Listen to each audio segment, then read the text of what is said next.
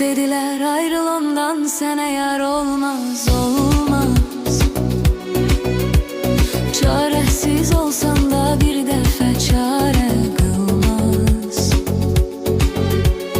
Aklıma gelmeyen başıma geldi Allah.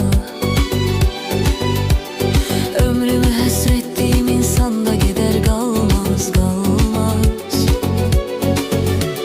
İllerle düştüm bu sevdaya, yan